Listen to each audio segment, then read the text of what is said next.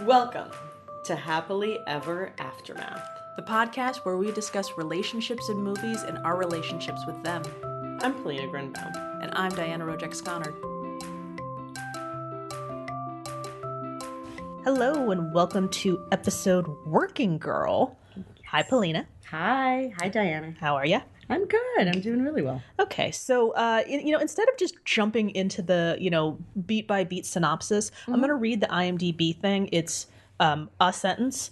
Good. Because there's so much I want to unpack right now. I know. So when a secretary's idea... Oh, sorry. This is Working Girl, 1998, starring Harrison Ford, Melanie Griffith, Sigourney Weaver. And I also feel like this movie is so...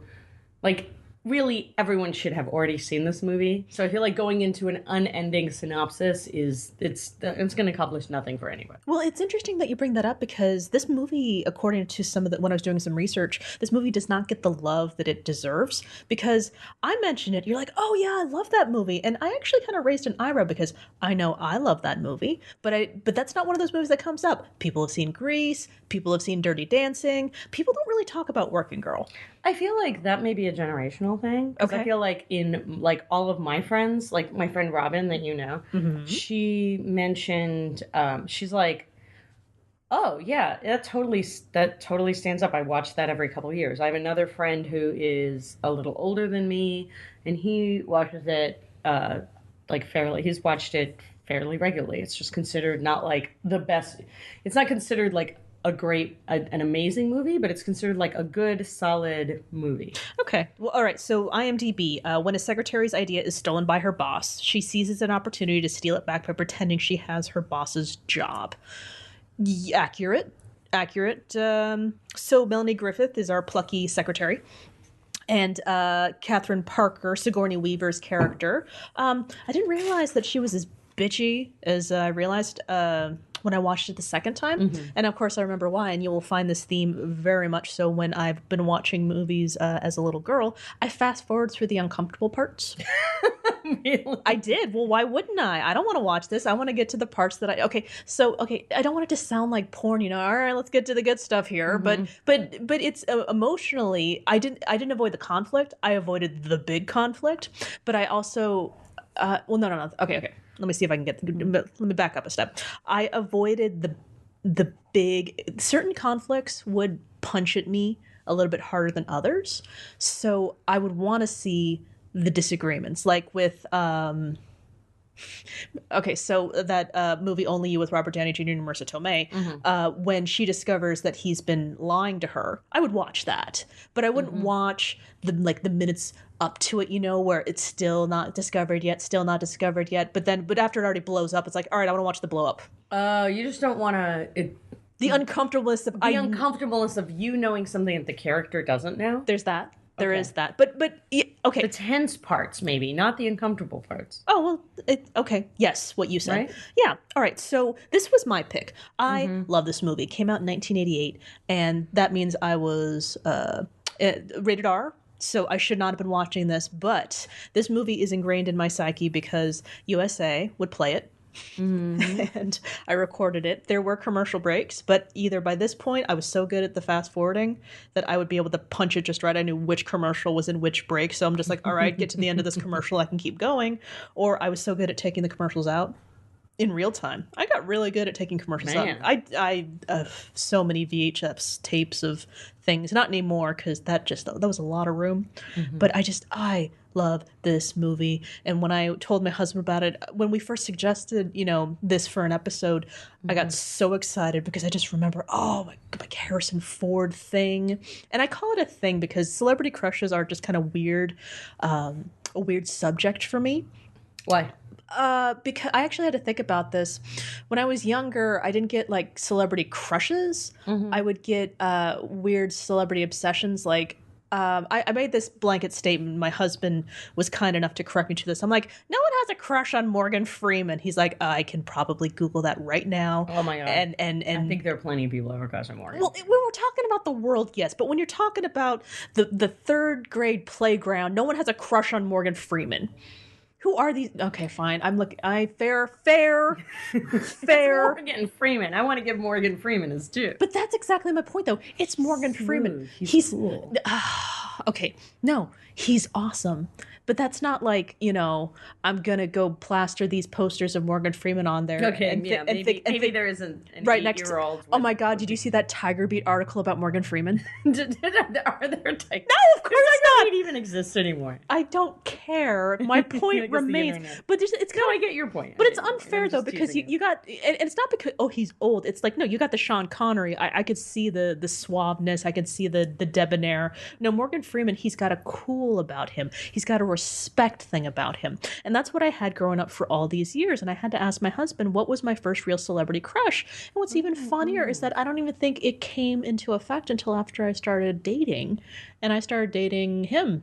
I was almost 19. So I kind of understand in that I don't know if they were that, certainly not actors. I think they tended to be musicians later. Okay. I have a ton of like actor crushes because I don't know, it's just like there was some ridiculous sense that I realized that I would never like actually date these people. Whoa, okay. Like I think I don't. So I'm so glad you brought that up, but go ahead. And so I feel like that's one of the things about my sort of like most of my celebrity crushes were on musicians. So you had in the realism just like, oh, it's my celebrity crush. Not that I'd actually marry him or anything. You actually thought that far ahead? I probably did because I'm such a friggin' geek. Okay, good. Good. No, that's the way it should be when you're young and you're just like, yeah. But I mean, there's something nice in that. I mean, isn't that the point of having a celebrity crush? Is that it's a safe way to like work out what you're attracted to and what you like. I always had a layer of separation with it. Me too. Well, for me, it was just like, oh, that's so great. She found him, and that was it. Mm-hmm. But it was never. I feel like Harrison Ford. I mean, it's interesting watching him because, like, I think I saw this movie with my mom, though I should find out. I know we either had a tape of it or I would watch it on USA. I think I watched this like either in the theater or right after it came out. I definitely because I would have been. Oh my God, I would have been 15. Yeah. Yeah, 88. Yep. Yeah, see, Yep. and that's what's really funny is that I know I watched this with my mom, but considering this movie is rated R, there's no way in hell I saw the unrated version until I bought a copy of the VHS tape when I was older. Because I have very distinct memories of like, awesome, I could finally watch this movie again. What the hell is happening right now? Also, why is it even R? Like, honestly, they could have. I can They could have cut the like 3 scenes of completely unnecessary scenes of Melanie Griffith's boobs, and that's like the fact that she's like vacuuming in her. Okay, that shocked me. That was shocking to me, and I watched it yesterday. And I'm going to commend the brilliance of the editing team managing to get the shoulder of Melanie Griffith through covering up the naked chick on Alec Baldwin scene. Yeah, because I remember that, and I remember the jump cuts. And when you're younger, you don't realize what they're doing. But you looking at that now, I'm just like, oh, that's a nude scene, and then they had to get around that, and they did a good job in my younger brain. They did a really good job. But one of the things that really stuck out was, I'm very curious. I'm going to have to go hunting for footage because on the VHS copy, there's the scene where Melanie Griffith is set up with Kevin Spacey. It's supposed to be an interview of sorts, but no, honestly, it's her boss was pimping her out because that's what they did in the 80s to the secretaries. Apparently. Oh yeah, I know. To me, it's just like I thought that only happened in like Showgirls and that kind of crap. Yeah, I think it did actually happen in the 80s, especially in finance. I believe it. I do believe it. I just. From what I hear, but I just want to believe finance in the 80s. I just want to believe that that it wasn't as blatant, but of course it was. But no, the whole thing is that Kevin Spacey, he's in a limo. Woo, we're gonna party, and he shows her this video. It's supposed to be something that the corporations show, and it's a porno. But it's funny is that it's not a porno in the edited version, of course, but I just remember very distinctly. What is it? Well, that's why I need to find footage of it because I remember it very distinctly. It's a woman. She's walking down the street, and it's meant to look like a corporate video, but some title comes up, and now I want to know what that title is. Oh my God! Because he just starts crack up laughing because in the movie itself, it's just a woman in a pool, topless. Getting head. There it is. Yeah. So, and that again shocked me when I was older, and God, rated R. Okay, so if you take out that nudity, you take out Melanie Griffith vacuuming topless, if you take out all this other stuff. No, it is. There's like no reason for this to be a rated R movie if you take out the nudity. But I'm wondering if that was by design, specifically, that they wanted it to be taken seriously. I think that may be it, because I think at the time it was a movie. I mean, it was Sigourney Weaver and Harrison Ford. And at the time, like, they were both of them had a certain gravitas. I'm not really sure if it was well earned, which is strange. I remember they're still working, and there's a reason for that. What they had then is what they earned then, and is what they still have now. And that's why they're Harrison Ford and Sigourney Weaver. They're not Han Solo and Ellen Ripley. They are their own presence. And they are amazing in this movie. And even, one of the things that kind of, made me a little annoyed, but at the same time I'm over it. Harrison Ford gets top billing. The movie is called Working Girl, and he doesn't appear for the first 35 minutes of the movie. And he's actually like not. I mean, he's a major character, but I don't know. Okay, one of the reasons I was excited to talk about it with you, because I was surprised this was your movie. Okay, because to me, it's not a. Even as I remember it, and then watching it. It's not a romantic. I mean, the romance is totally. It's there. It's there, but it's basically the romance is more of a vehicle to get the real story across. Absolutely. Than usually the real story is a vehicle in order to get the romance across. Absolutely. This is not about Tess and Jack falling in love. No, this is about Tess trying to find her way up the ladder and trying to do it on her own terms. Well, actually, it's not her own terms. If it were her own terms, she would have gotten there a while ago. Just her finding the way. No, and that's actually, again, with the research that I had been going through, this is not a romantic movie. It absolutely is a romantic movie, but in some instances, it feels a little bit shoehorned. So, okay.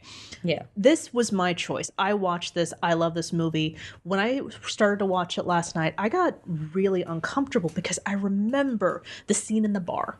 Him approaching Tess and just like, oh, no names. Let's not do this whole, oh, you must know, and swapping business cards. Let's just meet like two people. I'm like, this is really, really... It was a business lame thing. No, this is but like it wasn't like him in a random bar. Like no, it was an actual business. I know, event. But for me, rewatching it, it felt so heavy-handed, and I didn't care for it. And I'm like, oh crap. And another thing is that I do remember when he's looking at her at the bar, and he's looking at the people talking to him, and then flipping back around. Something very specific about the way he turns around and just kind of approaches her with that look in his eyes. I just remember that so distinctly when I was younger because he was just, I just remember he was just so, I think of this movie, I think of Harrison Ford, I think of this is the peak sexy Harrison Ford. I think it might have been the peak 6 years. Though I think like Harrison Ford is like still kind of sexy. Well, see, that's just it though. Okay, so people are drawn to Han Solo, people are drawn to Indiana Jones. Yeah, I get it. But for me, it was always Jack Traynor. I think Jack Traynor, because actually that's the one thing that surprised me in watching this movie again and again. I saw this movie a couple years ago. Okay. Like kind of homesick or something, and like it came on and I'm like, okay, let's do it. And I was like, I remembered, really enjoying it. But the other thing, but watching it again last night, I was really struck by how charming and sexy he was in a way I don't remember. I remember, that's not the part of the movie I remember. Okay. But I was like, he had this kind of boyish charm where he was like smooth and capable and really worked really hard. And he was obviously so competent, but he also had this very natural way about him. Like, he was different.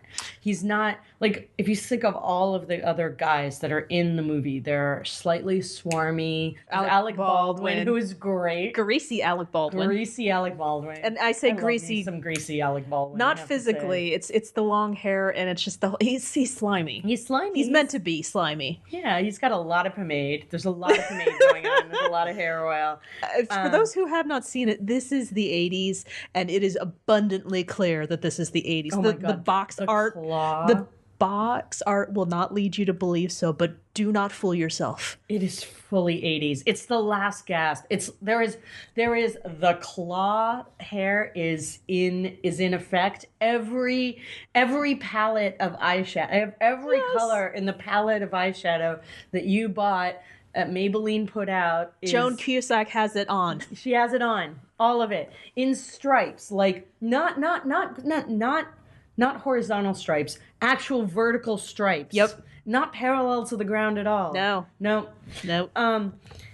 Okay, no, what was I saying though? Yeah, Sorry. so no, this is what happens here. Harrison Ford in there, Mr. Jack Trainer, and I love that you said that though, because he's I don't want to say giddy, I don't say giggly, but no, he's having fun. Yes. And my images of Harrison Ford are he is Han Solo. He is a scoundrel. He is Indiana Jones. He is an adventurer. He wants to punch Gary Oldman in the face and say, "Get off my plane." He is the man who did not kill his wife and runs from Tommy Lee Jones. He is a gruff actor. And watching him down a tropical little drink at this Polynesian themed wedding and watching him just, do the little pop thing, Oh yeah. When the wedding, yeah. But they're talking to the bride about they end up crashing the wedding of their the owner of the company, basically CEO of their company, and they're trying to convince him of this. And when they say they're crashing, it's actually Tess, Melanie Griffith's character, that tries to crash it, and they're talking to the bride, and to praise the wedding, instead of being like all suave, he does this like pop with his mouth, like it's fantastic. And that's actually an interesting point to do when it comes to the plot, because Tess doesn't have connections. You got, Sigourney Weaver's character. She went to, fancy private schools, and she knows everyone, and she's got the dresses, and she's got the way she quotes Coco Chanel, and she went skiing in Europe for, all of these different things.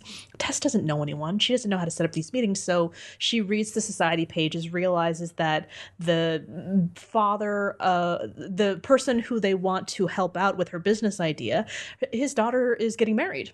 And so she actually, says with Joan Cusack, how hard could it be to crash a wedding? And she decides to take these little side routes to get in. Yep. And she's not calculated. She's very savvy when it comes to this type of thing. But she also knows is that if she didn't get Catherine's invitation to attend this event for this, particular situation, so she could meet Jack Trainer, so she could, start up this whole thing. She also understands, because there's a moment where Jack asks her, your people, your company could have done this. Why did you come to me?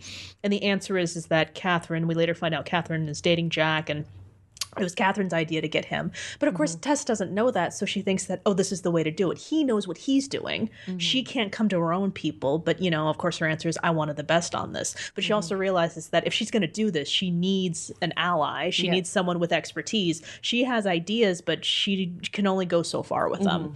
And it's kind of amazing. And the other thing is that the way he flirts with her, it comes off really messed up at first. And I will address the rapey elephant in the room, where she gets all panicky because the dress that she's picking out for the event is $6,000. And according to Joan Cusack, it's not even leather. So... And so she has like a mini panic attack.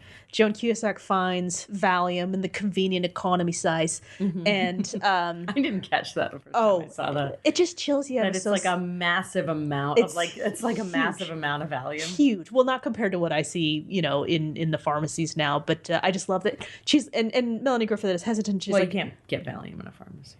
I don't know how it works anymore. Yeah, I think you still have to get a prescription for Valium. Well, you still have to take the prescription to the pharmacy. Yes, that's true. And then, so it just chills you ever so slightly. You won't even notice it.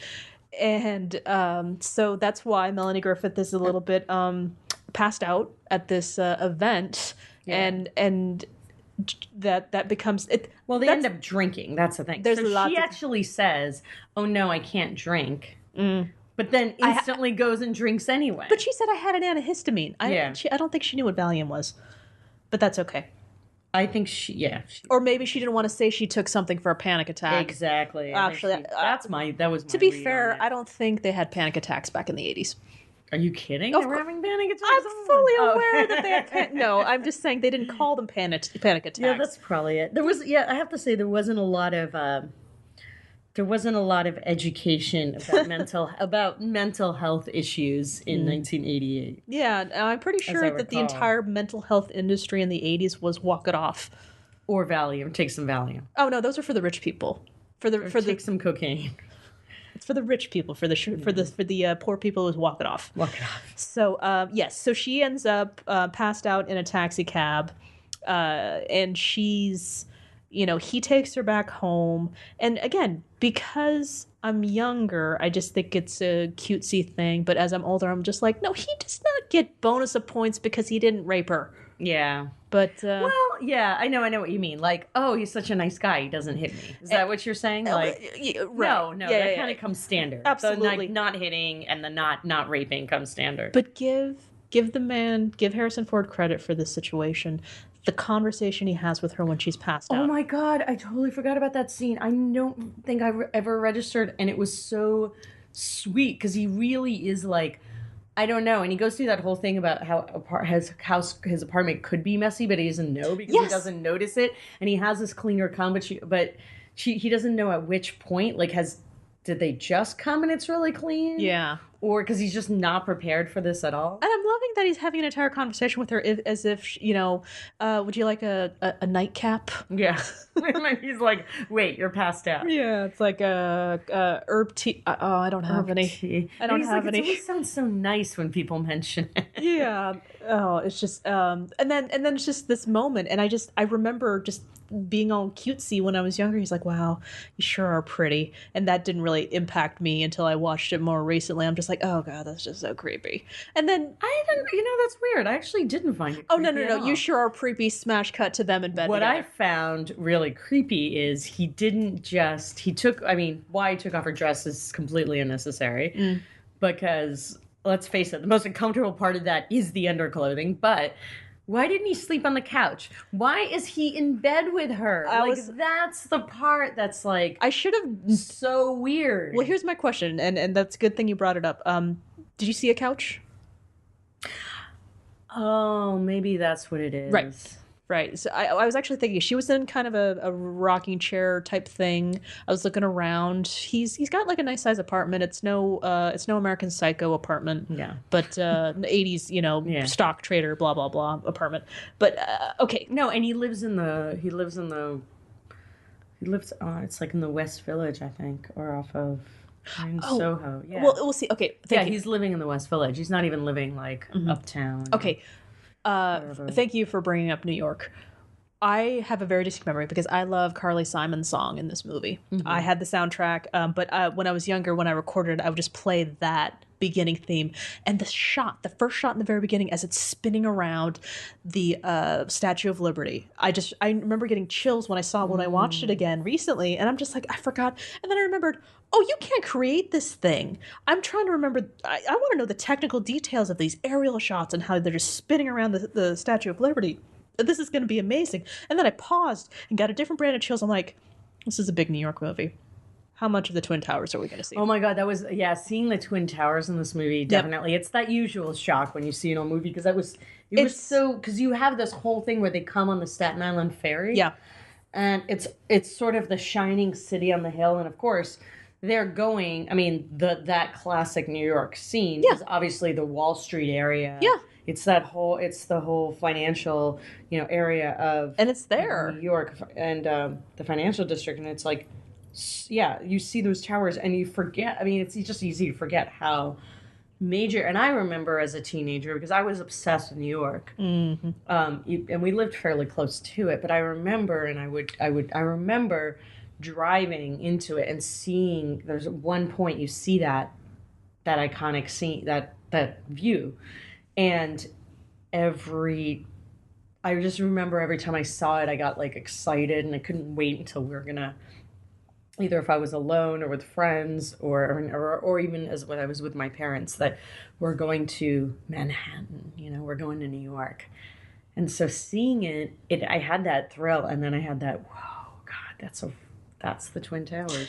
Yeah, and I was really uncomfortable in that. How many times are we going to see this? Because if it's about it, it takes place in New York and it feels New York, but it's not a New York movie, I would imagine. Oh, I don't know. It feels like No, it's incredibly New York, but it's not like it's not trying to pound you over the head with it. Although with the statue, it's not a love letter to New York. There it is. Thank you. It's not like I don't know, Manhattan or just like a movie that where this could have taken New York. Yeah, it could have taken place in Chicago. Yeah. I think the whole like Staten Island bridge and tunnel kind of thing. Right. So I don't know if it could have taken place. I guess anywhere else.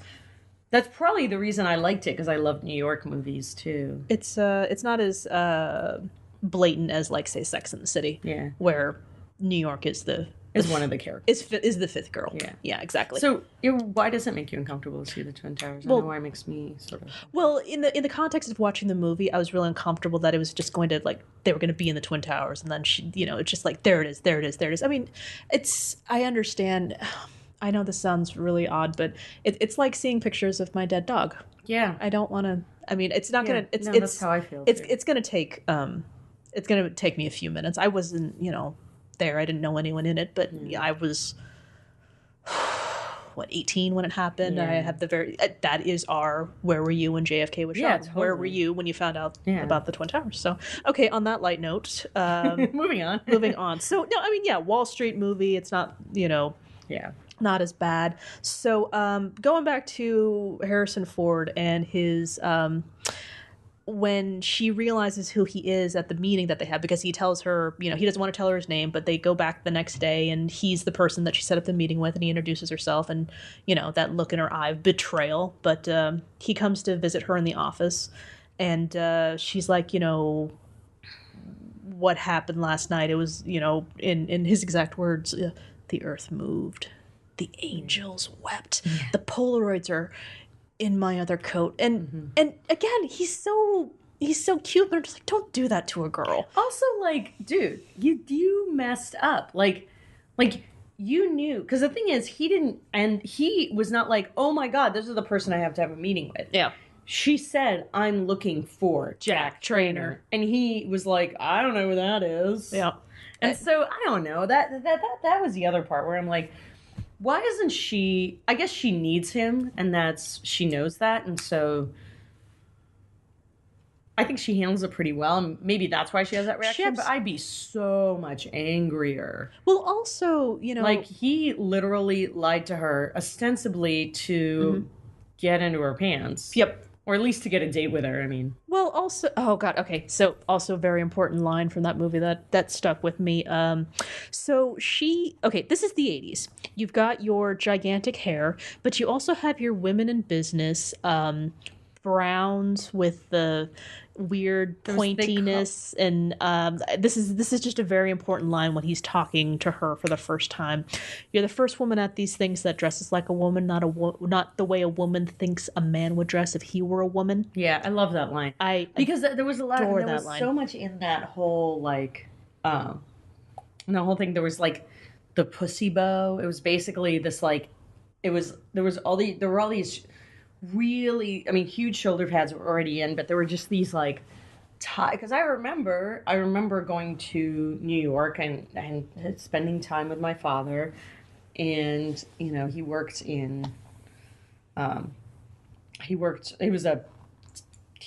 was a engineer who worked in like in the financial industry. Okay. And I just remember, like, you see these women, it was like these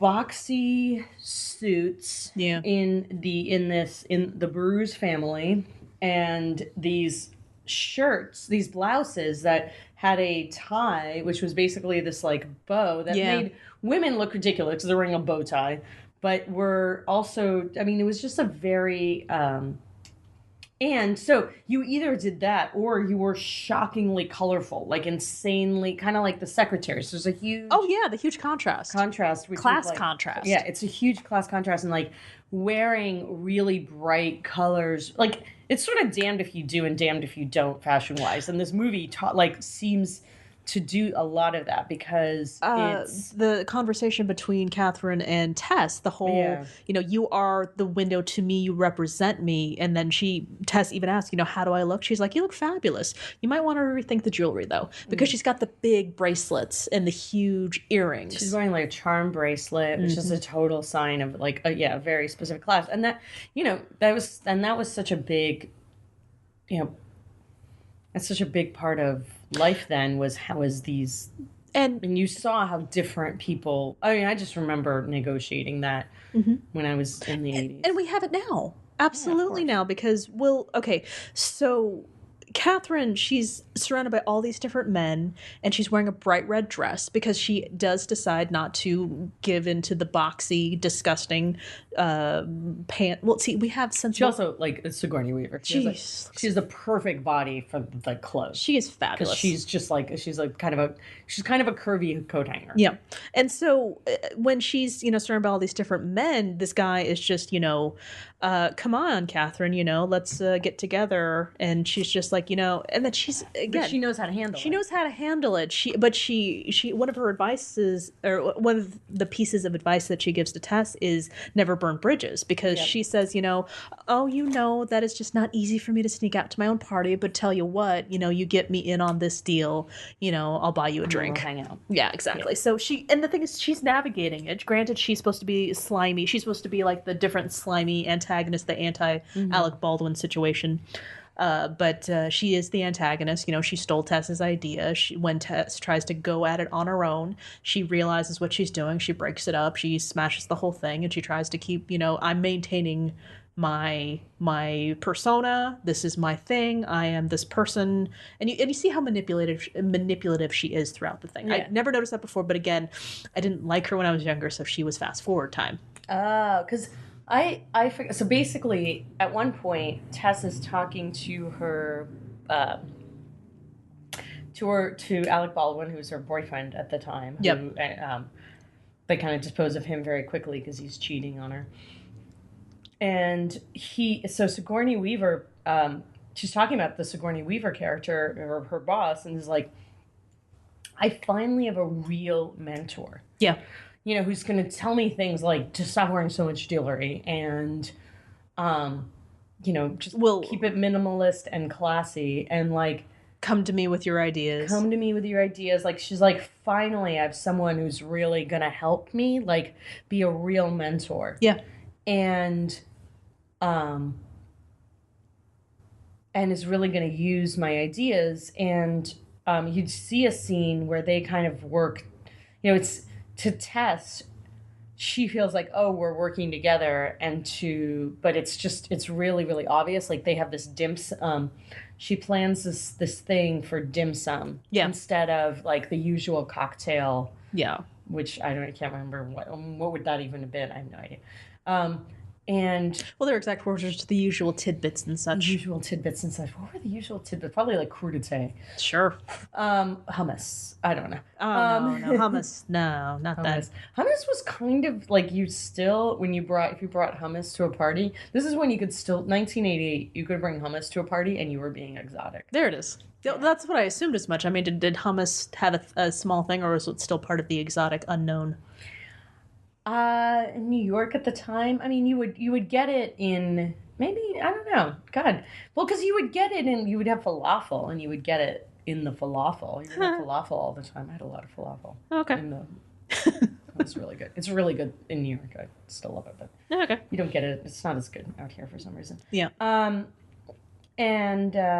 yeah, I don't know what it would have been, but yeah. So anyway, but she ends up having to cart this, steaming dim sum cart around, and I feel her pain for that. That was so awful. That was like, Oh, that was actually a brilliant scene because she's still, her hair is even bigger while she's like rolling the steam cart full of dumplings. Yeah. And yet she kind of can't really let it show. And it's obvious that Catherine is the Sigourney Weaver character, doesn't even blink. Well, they make it, her exact words, I'd really like to help you out, but we can't busy the quarterback with passing out the Gatorade. Exactly. This script is amazing. Why? The script is much, it's much better than you think. Yeah. It's Mike Nichols produced it. Oh, yeah, directed it. Yeah. So it's Kevin Wade who wrote it, so good job, Kevin Wade. So let me ask you, so you chose this. Yes. And it's a romantic movie. In my head, this is definitely a movie that, okay, so when I first chose it and when I first watched it, I was probably 3/4 of the way through and I was embarrassed by my choice because this is just really uncomfortable. And I don't know why it is that I thought this. But if I may, when you get to the end, so Sigourney Weaver has been exposed for the although I would like to make note that the fact that when it comes to Wall Street and whose idea was it for the big merger, blah, blah, blah, I don't know if there'd be that big controvery about it. I'm just like, I don't care whose idea it was. This is a good idea. Let's go. Yeah, that seems very odd. I guess like it was kind of a dog. I guess the theory is it's a dog-eat-dog kind of thing. Like It's you don't Wall Street. because like I mean they literally what they have to do to talk to the CEO is insane. And this is not like insider trading. This is my secretary had this idea. Oh my God, you wanted to go into television, but let's go into radio instead. How is that like a huge breach of ethics? I didn't get the whole ethics thing at all, but it's also like I get it that basically whoever makes the company the most money, your currency, I mean, much like it is now, your currency is your ideas, and it's not a terribly cooperative environment. Sure. So maybe that's it. But all right. Yeah, that part I know. It was like I was like, would it really work that way? But then again, I didn't. I mean, sure. All right. That's kind of the movie version of finance, I guess. And okay, so here's what I was getting at. So I just remember, dancing around my kitchen, poking at my husband. It's just like, it's Jack Traynor. This is going to be so awesome. I love this movie. I love Harrison Ford. He's just, forget your Han Solo, forget your Indiana Jones. This is Harrison Ford time. And so as I'm watching it 3/4 of the way through, I'm like, why did I think this was such a big deal? Because he's not as handsome as I remember. He's not... there's that scene where he's changing his shirt and his secretary Poole starts clapping when he realizes that they're gawking at him. Even though he's in great shape. But he's watching it in an office that has blinds. Yep. That are open. Yeah. And it's glass. Like, why didn't he clearly this is something he does all the time. I'm assuming. Because, A, he has them in his drawer. But, benefit of the doubt, I'm going to say he's so wrapped up, and he actually says in a different part of the movie, I've been working on this for 36 hours straight. So I'm assuming he's just changing, and it's just, again, it's to the bigger point of he is this charismatic guy that even though the women decide that they're going to objectify him as well, he's just going to be like, yeah, well, okay, get your looking. And it goes to the humor of his character as well.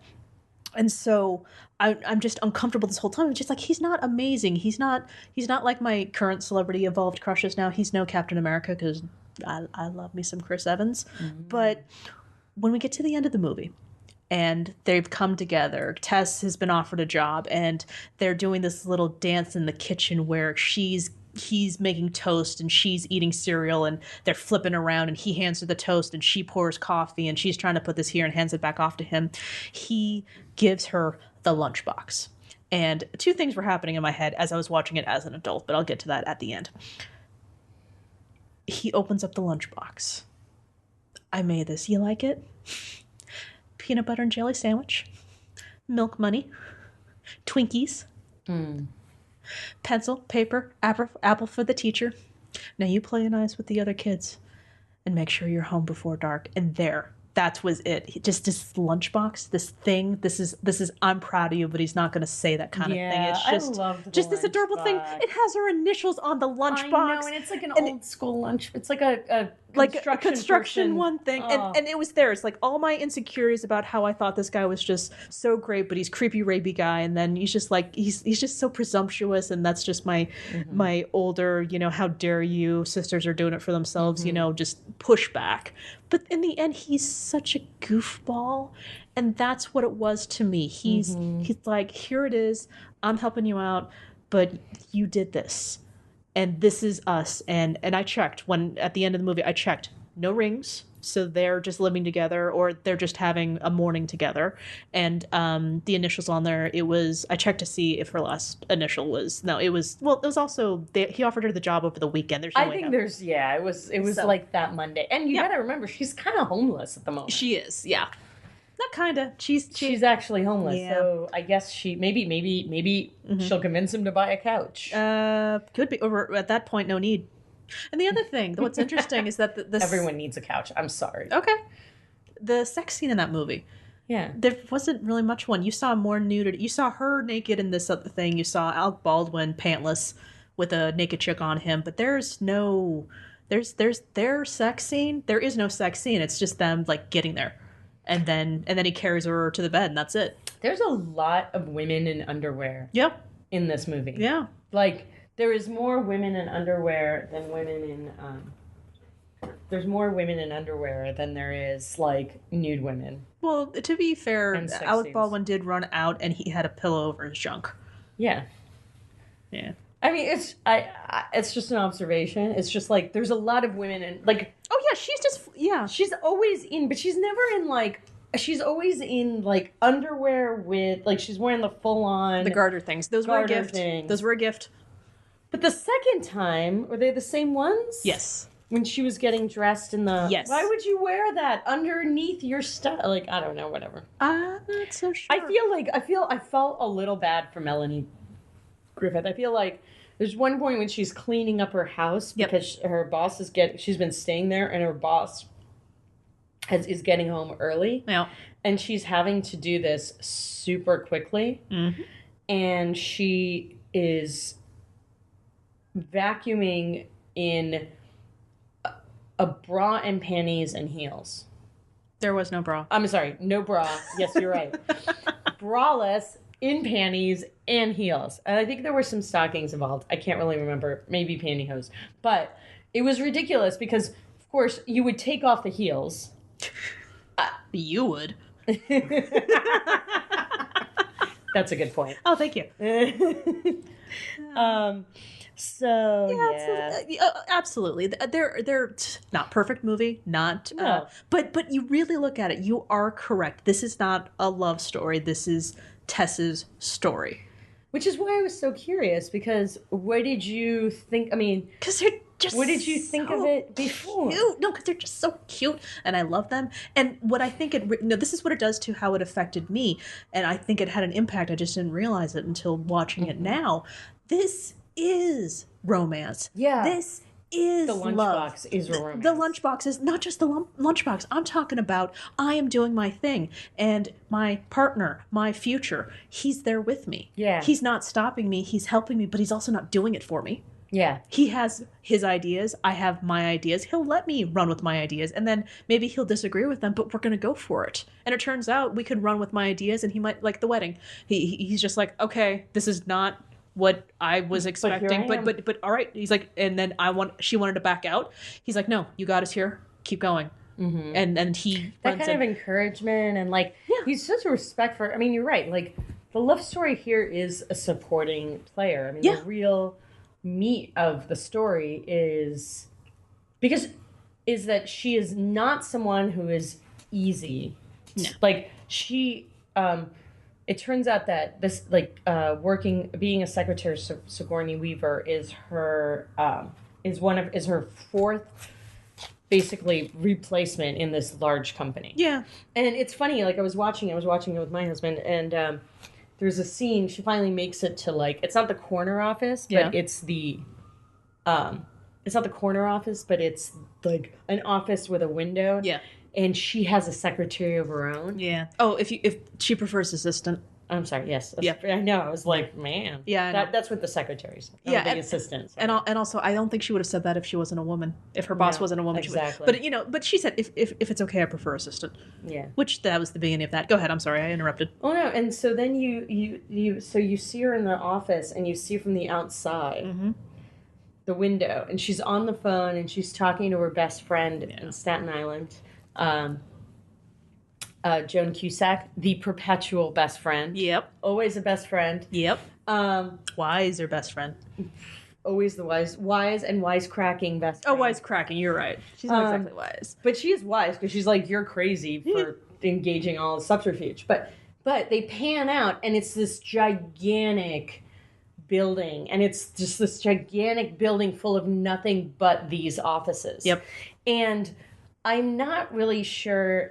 My husband turned to me and he's like, God, they're really making it sound great here. But I'm not sure if at the time it was like, if that was meant to be kind of a dig and like she's worked so hard to get to this point and look, she's just yet another it's living in another shoebox stacked on top of another glass shoebox. Right. And this building is smaller than these other huge buildings. Yeah. And like the least attractive out of all the buildings. Right. But here's something. But I don't know if I'm reading that differently than it meant in the beginning. It's an amazing observation that you have, but I will give you this one as a counter to that.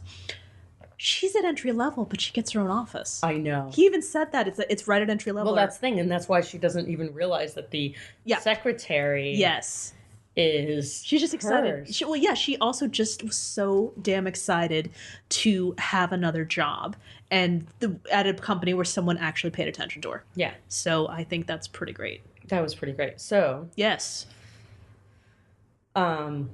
Let's get down to the question. So, when do you think they fell in love? Oh, well, fortunately, there are very specific musical stings that tell us exactly when they fell in love.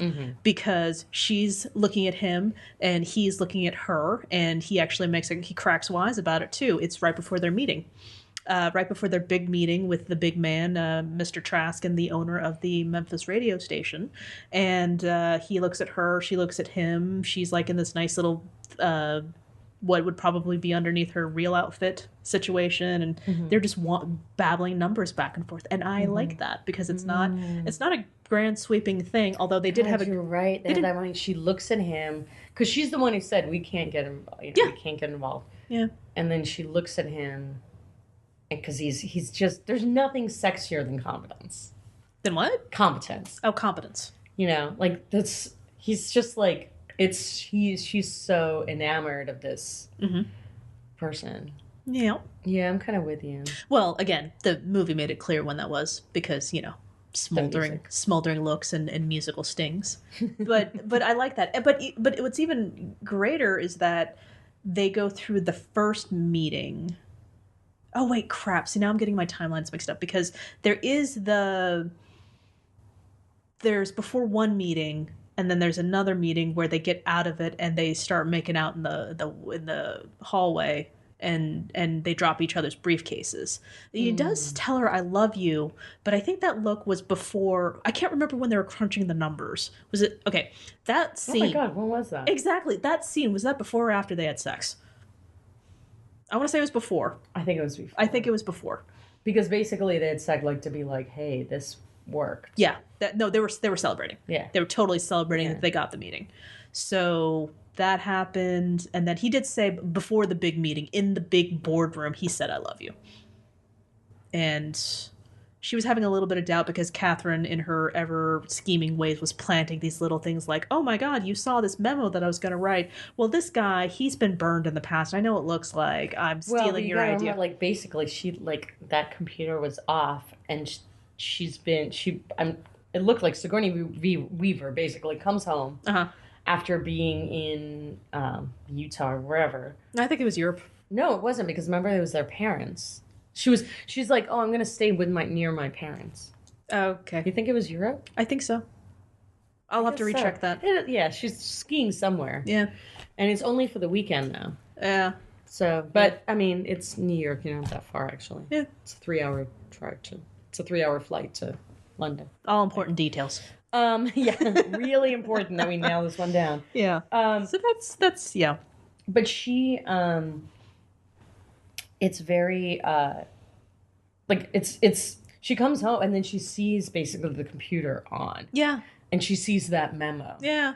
And so she's like, but it's funny how like she's so on sharp. it. She just instantly is like, oh, I have a perfect reason for this, even though it's like so obviously a lie. Because why would you even mention it if it wasn't a big deal? Like, well, that's how calculated she is. She's just like, oh, of course you didn't see this, honey, because if you did, you would have come to me. See, trust.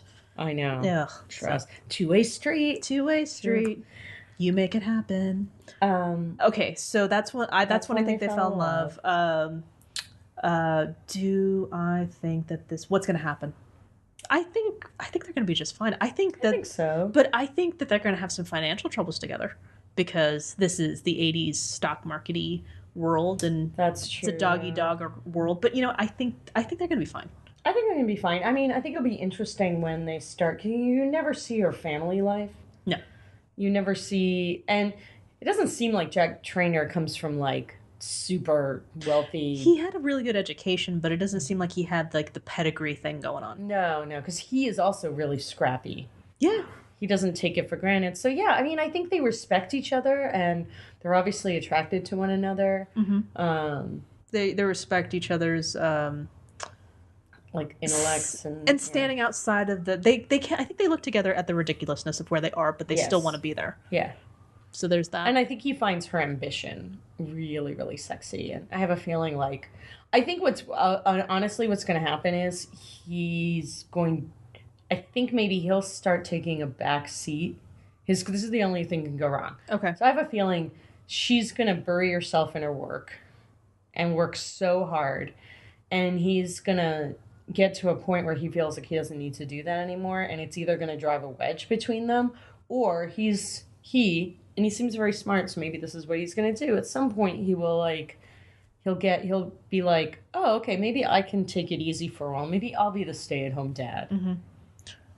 I can see that. And actually So she's 30. Let's say he is 10 years older than she is, because I saw the date of he's supposed to be 40 in there because, his date of birth and all that other stuff. Mm-hmm.